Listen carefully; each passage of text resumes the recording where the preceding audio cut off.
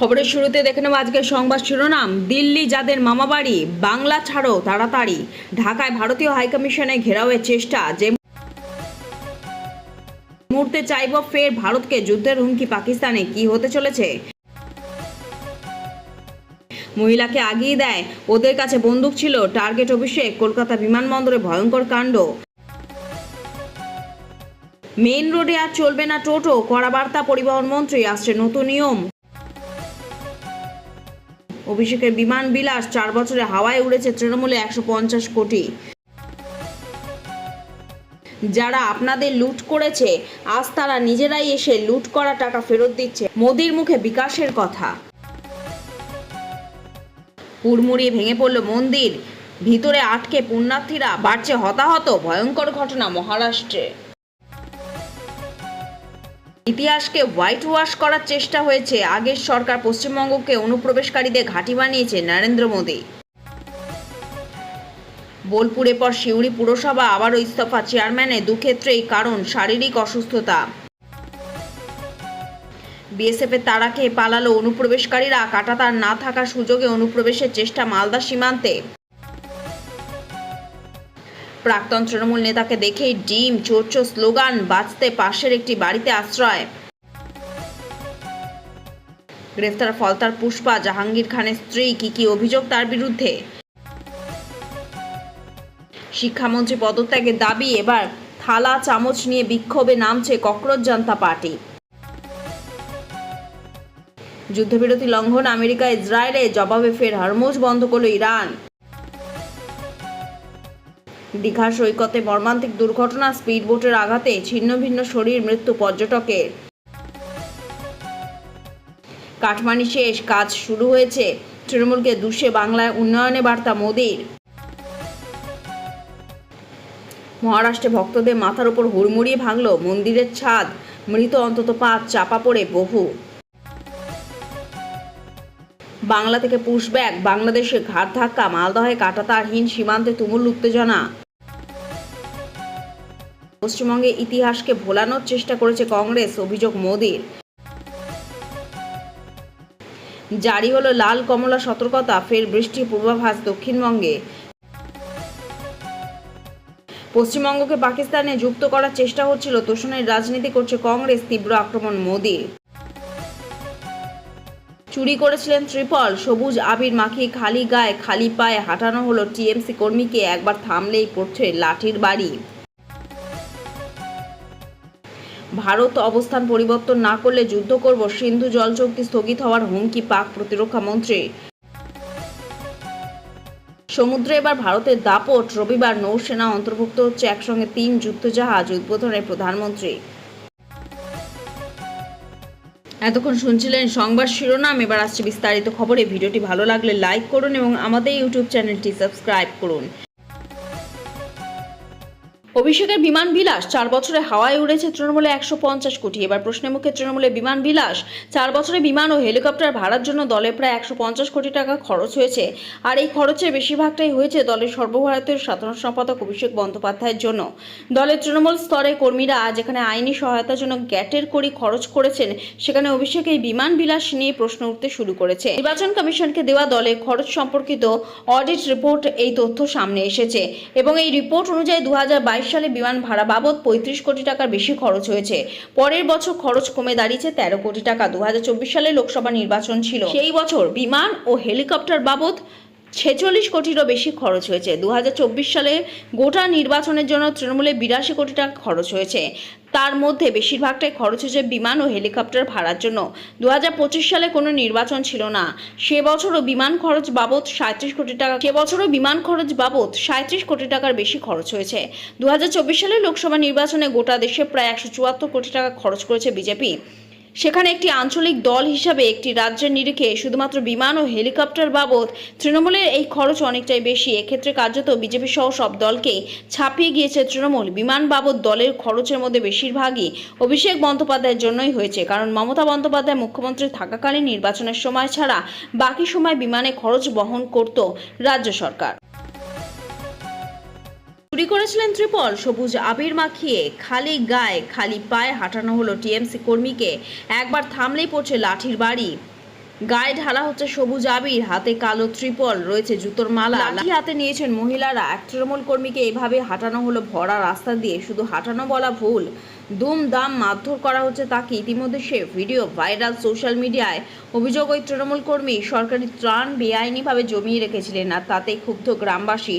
এরপর তৃণমূল কর্মীকে এভাবে শাস্তি দিলেন তারা। কখনো তৃণমূলের পার্টি অফিস থেকে, কখনো জায়গা জায়গা থেকে ত্রাণের ত্রিপল উদ্ধার হচ্ছে, কোথাও আবার সরকারি ত্রাণ সামগ্রী বেআইনিভাবে তৃণমূল নেতা বাড়ি থেকে উদ্ধার হচ্ছে। এই আবহের মধ্যে এবার ঘটনাস্থল পশ্চিম মেদিনীপুরে বোরাই এলাকা। ক্ষুব্ধ এলাকাবাসী অভিযুক্ত এক তৃণমূল কর্মীকে হাতে নাতে ধরে মাথায় ত্রিপল ও হাতে জুতো বেঁধে পুরো এলাকায় ঘোরালেন। স্থানীয় সূত্রে জানা গিয়েছে, অভিযুক্ত ব্যক্তির বাড়ি পূর্ব মেদিনীপুরের কাঁথিতে হলেও তিনি দীর্ঘদিন ধরে বোরাই এলাকায় দোকান চালাতেন। গ্রামবাসীদের অভিযোগ, গরিব মানুষদের জন্য আসা সরকারি ত্রাণ ও ত্রিপল শাসকদের মদতে ওই দোকানে পাচারের উদ্দেশ্যে মজুত করা হয়েছিল। সকালে ওই দোকানে তল্লাশি চালিয়ে বিপুল পরিমাণ সরকারি ত্রিপল উদ্ধার করেন বাসিন্দারা। এরপরই ক্ষোভে ফেটে পড়ে উত্তেজিত জনতা। অভিযুক্তকে দোকান থেকে বের করে মাথায় ত্রিপল জড়িয়ে হাতে জুতো বেঁধে রাস্তায় ঘোরানো হয়।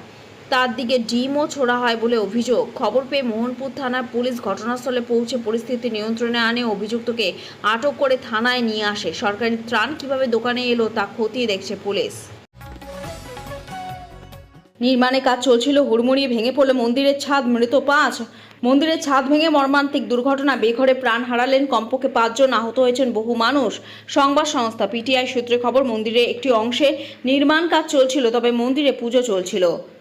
বহু ভক্ত ভিড় করেছিলেন, ঠিক সেই সময় নির্মীয়মান অংশ ভেঙে পড়ে। মহারাষ্ট্রের পারভানি জেলার জাসওয়ারি গ্রামে দুর্ঘটনা।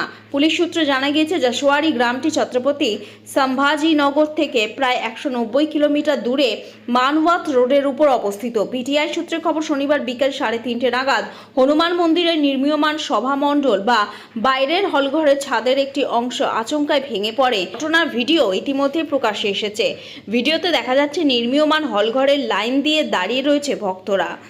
আচমকা হুড়মুড়িয়ে ভেঙে পড়ে নির্মীয়মান অংশ। দুর্ঘটনার পরই ধ্বংসস্তূপের নিচে আটকে পড়েন অনেকে। জানা গিয়েছে, শনিবার বলে হনুমান মন্দিরে বেশ ভিড় ছিল, তবে ঘটনা পরপরই উদ্ধার কার্য শুরু করে পুলিশ ও প্রশাসন। এখনো পর্যন্ত ধ্বংসস্তূপের নিচ থেকে প্রায় 25 জনকে উদ্ধার করা হয়েছে বলে জানিয়েছে পুলিশ। ঘটনায় 5 জনের মৃত্যুর খবর পাওয়া গিয়েছে, তবে মৃতের সংখ্যা আরও বাড়তে পারে বলে খবর। গ্রেফতার ফলতার পুষ্পা, জাহাঙ্গীর খানের স্ত্রী। কি অভিযোগ তার বিরুদ্ধে? গ্রেফতার ফলতার পুষ্পা, জাহাঙ্গীর খানের স্ত্রী।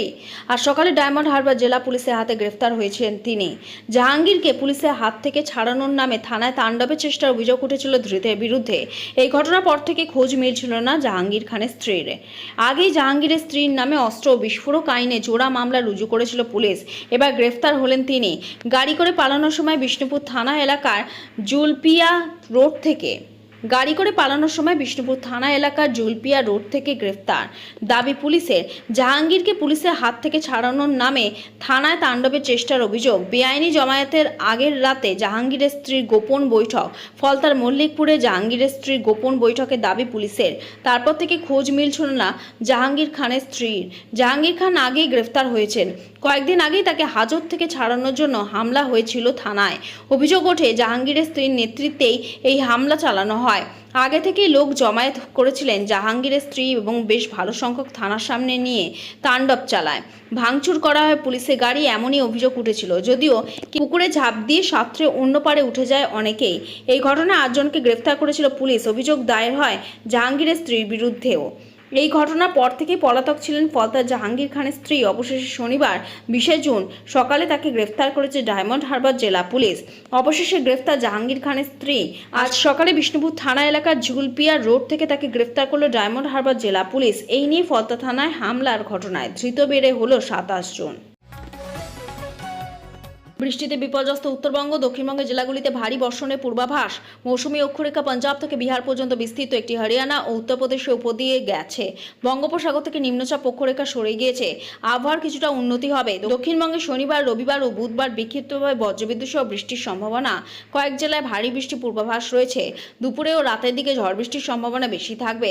সোমবার ও মঙ্গলবার বৃষ্টির সম্ভাবনা কমবে। ফের বুধবার থেকে বজ্রবিদ্যুৎ সহ বৃষ্টির সম্ভাবনা বাড়বে। উত্তরবঙ্গে ভারী থেকে অতি ভারী বৃষ্টির সতর্কতা জারি জারি থাকবে। উত্তরবঙ্গে উপরে 5 থেকে 6 জেলায় ভারী বৃষ্টির পূর্বাভাস রয়েছে, কিন্তু এলাকায় বিক্ষিপ্তভাবে অতি ভারী বৃষ্টির পূর্বাভাস রয়েছে। রবিবার পর্যন্ত লাল সতর্কতা জারি করা হয়েছে। বৃহস্পতিবার পর্যন্ত ভারী বৃষ্টি হলুদ সতর্কতা থাকবে। আজ কলকাতাতে ঝড় বৃষ্টির সম্ভাবনা রয়েছে। 40 থেকে 50 কিলোমিটার প্রতি ঘন্টা গতিবেগে ঝড়ের সঙ্গে বজ্রবিদ্যুৎ সহ বৃষ্টি হবে। ঝড় বৃষ্টি হবে উত্তর ও দক্ষিণ 24 পরগনা, পূর্ব বর্ধমান, নদিয়া, হুগলি এবং হাওড়াতে। দক্ষিণবঙ্গের সব জেলাতেই বজ্রবিদ্যুৎ সহ 30 থেকে 40 কিলোমিটার প্রতি ঘন্টা গতিবেগে ঝড় ও বৃষ্টির সম্ভাবনা রয়েছে। আজ ভারী বৃষ্টি কমলা সতর্কতা রয়েছে হুগলি, পূর্ব বর্ধমান, দক্ষিণ 24 পরগনা এবং পূর্ব পশ্চিম মেদিনীপুর জেলাতে। কলকাতা সহ দক্ষিণবঙ্গে বাকি জেলাগুলিতে বজ্রবিদ্যুৎ সহ ঝড় বৃষ্টির সম্ভাবনা রয়েছে। ঝড় বৃষ্টিতে তাপমাত্রা 2 থেকে 3 ডিগ্রি সেলসিয়াস কমেছে। সোম ও মঙ্গলবার তাপমাত্রা কিছুটা বাড়বে। বুধবার থেকে ঝড় বৃষ্টির সম্ভাবনা আবারও বাড়বে দক্ষিণবঙ্গের জেলাগুলিতে। আজ বৃষ্টিপাতের লাল সতর্কতা জারি করা হয়েছে। প্রবল বৃষ্টি আশঙ্কা জলপাইগুড়ি এবং আলিপুরদুয়ার জেলাতে। এই দুই জেলায় কিছু অংশে 200 মিলিমিটারের বেশি বৃষ্টিপাতের আশঙ্কা রয়েছে। অতি ভারী বৃষ্টি কমলা সতর্কতা দার্জিলিং, কালিম্পং এবং কোচবিহারে। মালদহ ও 2 দিনাজপুরে বজ্রবিদ্যুৎ সহ ঝড় বৃষ্টির সতর্কতা জারি করা হয়েছে। আজ ভারী থেকে অতি ভারী বৃষ্টির সতর্কতা রয়েছে উত্তরবঙ্গে। দুর্যোগে লাল সতর্কতা থাকবে আলিপুরদুয়ার, জলপাইগুড়ি এবং কোচবিহারে। দার্জিলিং, কোচবিহার এবং কালিম্পংয়ে কমলা সতর্কতা জারি করা হয়েছে। বজ্রবিদ্যুৎ সহ 30 থেকে 40 কিলোমিটার প্রতি ঘন্টা গতিতে ঝড়ের সঙ্গে বজ্রবিদ্যুৎ সহ বৃষ্টিপাত দার্জিলিং থেকে মালদহ সব জেলাতেই থাকবে। উত্তরবঙ্গে দুর্যোগের লাল সতর্কতা 21শে জুন পর্যন্ত রয়েছে। সোমবারেও দুর্যোগে কমলা সতর্কতা জারি করা হয়েছে। ভারী বৃষ্টি ও হলুদ সতর্কতা জারি থাকবে বৃহস্পতিবার পর্যন্ত। উত্তরবঙ্গে উপরের দিকে জেলা দার্জিলিং, কালিম্পং, আলিপুরদুয়ার, কোচবিহার এবং মেন রোডে আজ চলবে না টোটো। কড়া বার্তা পরিবহন মন্ত্রী অর্জুন সিং এর। আসছে নতুন নিয়ম। রাজ্যে ই রিক্সা বা টোটো চলাচল নিয়ে বড় সিদ্ধান্তের ইঙ্গিত দিল পরিবহন দফতর। ব্যস্ত প্রধান সড়ক ও হাইওয়েতে টোটো চলাচল নিয়ে দীর্ঘদিন ধরেই অভিযোগ উঠছিল। এবার সে বিষয়ে কড়া অবস্থান নিলেন রাজ্যে পরিবহন মন্ত্রী অর্জুন সিং। তার স্পষ্ট বার্তা, ভারী যানবাহন চলাচল করলে ভারী যানবাহন চলাচল করে এমন প্রধান রাস্তায় আর টোটো চলাচলে অনুমতি দেওয়া হবে না। সম্প্রতি সংবাদ মাধ্যমের সঙ্গে কথা বলতে গিয়ে পরিবহন মন্ত্রী জানান, টোটোগুলিকে ধীরে ধীরে মেইন রোড থেকে সরিয়ে স্থানীয় অভ্যন্তরীণ রাস্তাগুলিতে সীমাবদ্ধ করার পরিকল্পনা নেওয়া হয়েছে। এর ফলে জাতীয় সড়ক, রাজ্য সড়ক এবং অন্যান্য ব্যস্ত রাস্তায় যান চলাচল আরও নিরাপদ ও স্বাভাবিক হবে বলে মনে করছে প্রশাসন।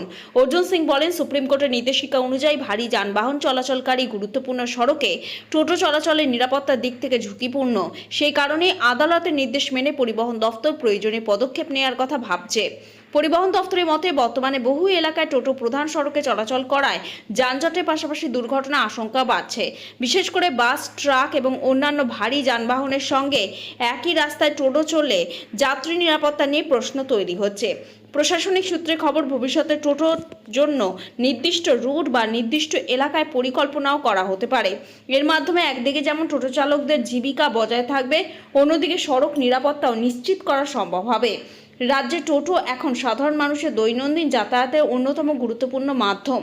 তাই নতুন নিয়ম কার্যকর হলে তার প্রভাব পড়বে লক্ষাধিক চালক ও যাত্রীর ওপর। এই কারণে চূড়ান্ত সিদ্ধান্ত নেওয়ার আগে বিভিন্ন দিক খতিয়ে দেখা হচ্ছে বলে জানা গিয়েছে। মেন রোডে টোটো চলাচল নিয়ন্ত্রণের এই বার্তা ইতিমধ্যেই রাজ্য জুড়ে আলোচনার বিষয় হয়ে উঠেছে। এখন পরিবহন দফতর আনুষ্ঠানিকভাবে কি নির্দেশ জারি করে এবং নতুন নিয়ম কবে থেকে কার্যকর হয় সেদিকে নজর রয়েছে টোটো চালক ও সাধারণ মানুষের। মহিলাকে আগিয়ে দেয়, ওদের কাছে বন্দুক ছিল, টার্গেট অভিষেক। কলকাতা বিমানবন্দরে ভয়ঙ্কর কাণ্ড। অভিষেক বন্দ্যোপাধ্যায় দিল্লি থেকে কলকাতায় ফিরছেন। বিমান ল্যান্ডিংয়ের সময় হয়ে গিয়েছে। বিমানবন্দরের বাইরে ভিড় করেছিলেন তৃণমূল কর্মী সমর্থকরা, কিন্তু হঠাৎ করে ধুন্ধুমার পরিস্থিতি, ধাক্কাধাক্কি, মারপিট। ভিড়ের মধ্যে থেকেই দুজন মহিলা এবং একজন পুরুষকে মারতে শুরু করে তৃণমূল সমর্থকরা। তৃণমূলের অভিযোগ, অভিষেক বন্দ্যোপাধ্যায়ের উপর হামলা করার জন্য এসেছে তারা। লোকটির কাছে একটি বন্দুক ছিল বলে অভিযোগ তৃণমূল কর্মীদের। যে গাড়িতে তারা এসেছিলেন সেই গাড়িটিতেও ডিম ভর্তি ট্রে ছিল। সিআরপিএফ জওয়ান এবং পুলিশ এসে সবাইকে সরিয়ে দিয়ে পরিস্থিতি নিয়ন্ত্রণে আনে। এক বিক্ষোভকারী বলেন, আমাদের দাদা অভিষেক বন্দ্যোপাধ্যায় আক্রমণ করবে বলে টিম দিয়ে এসেছিল। আমরা সৌজন্যের খাতিরে হাত জোর করে বলছি, এটা আমাদের বাংলার কালচার নয়। ওদের কাছে বন্দুক ছিল, মহিলাকে আগিয়ে দিয়েছিল। অভিষেক বন্দ্যোপাধ্যায় আসার আগে কলকাতা বিমানবন্দরের নিরাপত্তা নিয়েও প্রশ্ন তোলেন তারা। এর আগে সোনারপুরে গিয়ে নজিরবিহীনভাবে নিগৃহীত হতে হয়েছিল অভিষেক বন্দ্যোপাধ্যায়কে। বর্তমানে তার কর্মী সমর্থকরাই তাকে আগলে রেখেছেন। সে কারণে আগে থেকেই বিমানবন্দরে জড়ো ছিলেন তারা। দিল্লি যাদের মামাবাড়ি বাংলা ছাড়ো তাড়াতাড়ি। ঢাকায় ভারতীয় হাইকমিশন ঘেরাওয়ের চেষ্টা। শুক্রবার সন্ধ্যায় ঢাকা শহরে অবস্থিত ভারতীয় হাইকমিশন ঘেরাওয়ের ডাক দিয়ে মিছিল করল আজাদ পার্টির ব্যানারে থাকা জামাতিরা। তথাকথিত ভারতীয় আধিপত্যদের বিরুদ্ধে 11 দফা দাবি উত্থাপন করেছে এই বাংলাদেশ আজাদ পার্টি। মিছিলকারী ভারতের বিরুদ্ধে বিভিন্ন স্লোগান দেয় এই মিছিল থেকে। এমনকি প্রত্যক্ষভাবে বাংলাদেশি হিন্দুদের বিরুদ্ধেও মিছিল থেকে স্লোগান ওঠে। দিল্লি যাদের মামাবাড়ি বাংলা ছাড়ো তাড়াতাড়ি, সঙ্গে দিল্লি না ঢাকা স্লোগানও ওঠে সেই মিছিল থেকে। পরে গুলশান এক এলাকায় ব্যারিকেড দিয়ে মিছিলটি আটকে দেয় পুলিশ। তখন ব্যারিকেডের সামনে অবস্থান নিয়ে বিক্ষোভ শুরু করেন আজাদ পার্টির ব্যানারে থাকা জামাতিরা। ব্যারিস্টার শাহরিয়ার কবির থেকে শুরু করে অনেক জুলাইপন্থী নেতা ভারতের বিরুদ্ধে উস্কানিমূলক বক্তব্য রাখেন। ব্যারিস্টার শাহরিয়ার কবির থেকে শুরু করে অনেক জুলাইপন্থী নেতা ভারতের বিরুদ্ধে উস্কানিমূলক বক্তব্য রাখেন সেখানে দাঁড়িয়ে। আবার ভারতের স্বরাষ্ট্রমন্ত্রী অমিত শাহর কুশপুতলিকাও নিয়ে যাওয়া হয় সেখানে। কিন্তু প্রশ্ন উঠছে, ভারতের বিরুদ্ধে এই প্রতিবাদ কি বাস্তবতার ভিত্তিতে নাকি রাজনৈতিক উদ্দেশ্য প্রণোদিত দ্বিচারিতার বহিঃপ্রকাশ? উল্লেখ্য, ঢাকায় ভারতের নতুন হাইকমিশনার দীনেশ ত্রিবেদীর সাম্প্রতিক এক মন্তব্যকে ঘিরে নতুন করে ভারতে বিরোধিতার সুর চড়িয়েছে বাংলাদেশি জামাতিরা। বাংলাদেশে দায়িত্ব গ্রহণ করার দিনে দীনেশ ত্রিবেদী বলেছিলেন, আমার তো মনেই হচ্ছে না বাংলাদেশে এসেছি। পাশাপাশি দুদেশের জনসংখ্যা ও প্রতিভার সম্মিলিত শক্তির কথা তুলে ধরে তিনি বিজ্ঞান, প্রযুক্তি, স্বাস্থ্য এবং খেলাধুলার ক্ষেত্রে যৌথ অগ্রগতির সম্ভাবনার কথাও বলেন। দীনেশ বলেছিলেন, একটা শক্তি হলে হবে না, দুদেশ মিলে যে শক্তি ওটাই আসল শক্তি। ওই শক্তিটা যেন পুরো পৃথিবী দেখে। ইন্ডিয়া এবং বাংলাদেশ যে ট্যালেন্ট আছে তাদের নিয়ে আগামী প্রজন্ম খেলাধুলো, স্বাস্থ্য, টেকনোলজি সবকিছু নিয়ে কাজ করবে। আর তার এই মন্তব্য নিয়ে বাংলাদেশে একাংশ অভিযোগ করেন, বাংলাদেশকে দখল করতে চায় ভারত। ভিত্তিহীনভাবে একাধিক ইসলামপন্থী সংগঠন এবং রাজনৈতিক মহল ভারত বিরোধিতার সুর চড়িয়েছে এই পরিস্থিতি।